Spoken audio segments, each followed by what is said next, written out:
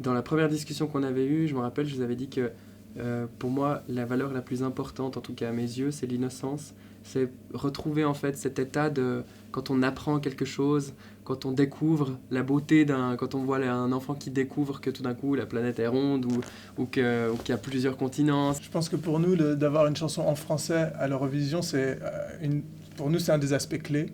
Se battre pour une langue qui est belle et qui est la nôtre, ouais, moi, c'est quelque chose qui me tient vraiment à cœur. Pour moi, une chanson qui me prend, c'est vraiment l'alchimie entre un texte, une musique et une voix.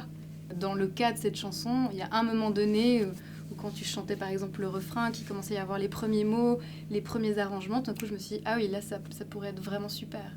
Et je pense qu'au moment quand tu fais la création, il ne faut pas penser au résultat.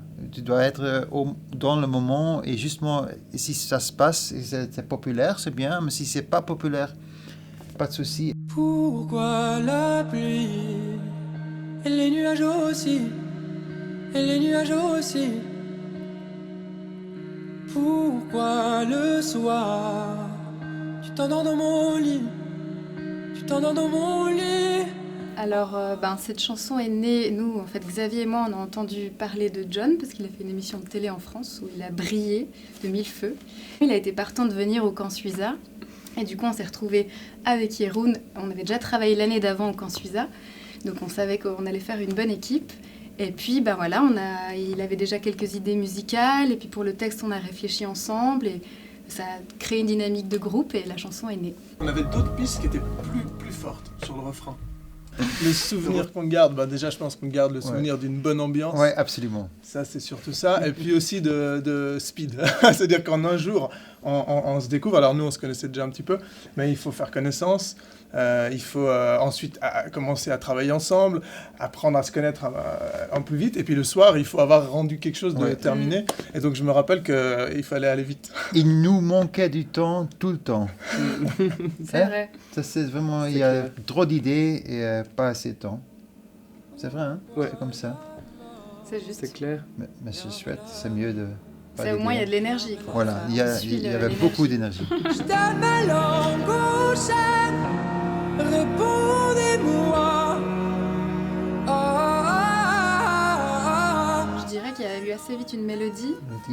Et puis, c'est à partir de cette mélodie qu'on s'est dit, parce qu'elle est quand même très très claire, on s'est dit mais quels mots vont bien sonner? Parce que c'est toujours ça avec le français, on est très content que ce soit une chanson en français, mais c'est une langue qui est très exigeante pour la faire sonner par exemple comme l'anglais. Donc on a vraiment cherché les sons qui fonctionnaient bien. Et tout le challenge, et ça c'était une de tes envies à toi, c'était d'avoir une apparence comme ça assez simple dans les paroles, assez presque naïve, comme si c'était le discours d'un enfant. Mais en fait, au fur et à mesure de la chanson, on se rend compte que c'est un discours universel, de vouloir des réponses à des questions. Donc il a fallu faire coïncider les envies de sujet avec aussi le son, puisqu'on avait déjà une mélodie qui était très définie. Je me rappelle, on avait des idées sur le premier couplet déjà. Il fallait se dire, voilà, est-ce que ce texte sur la musique, ça va marcher? Est-ce que ça va parler à tout le monde? Et puis, je sais qu'on buguait beaucoup sur le refrain. Et puis, tout à coup, il y a eu la petite lumière après manger, je crois. Allant manger, je ou en allant manger. Dans les escaliers. Ouais, c'est ça qu'il faut. Toute bonne histoire commence avec la nourriture. C'est juste. Alors, c'était mon troisième songwriting camp de Suiza. Je suis venu la première fois, l'atmosphère était incroyable. Les gens sont vraiment très ouverts. Ça, c'est de grande importance parce que parfois, tout le monde veut faire la même sorte de mélodie, de production. Il y a beaucoup de cons qui sont quand même très... Oui, c'est vrai. Ici, je trouvais une sorte d'atmosphère libre. Le résultat n'était pas le but, c'était plutôt le chemin. Et travailler ensemble et de trouver des trucs qui marchent avec l'artiste. Répondez-moi.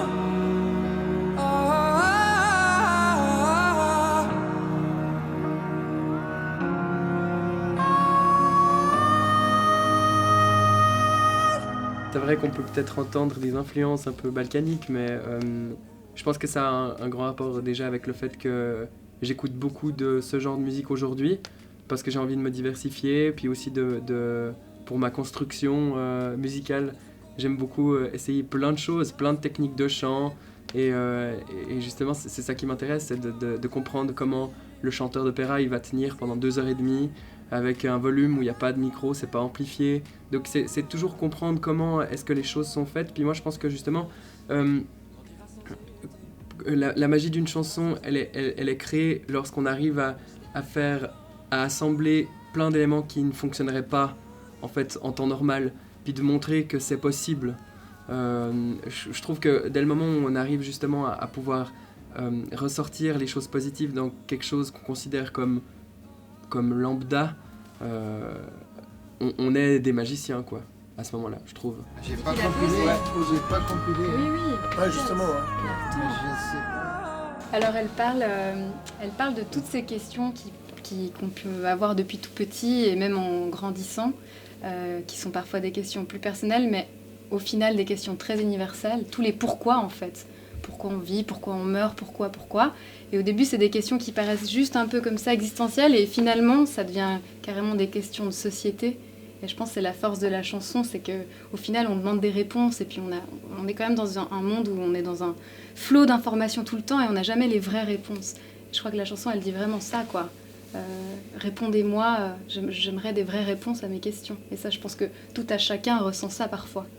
La chanson, elle veut juste dire, je pense, à l'auditeur, même si on a plein de questions auxquelles on n'a pas de réponse, on doit pouvoir continuer à se poser des questions toute notre vie. Et ces questions auxquelles peut-être on a une réponse aujourd'hui, on devra se les reposer dans 30 ans. Et je pense que c'est lié au fait qu'on doit à chaque fois qu'on découvre, à chaque fois de nouvelles choses, et que ça nous bouscule tout le temps, en fait.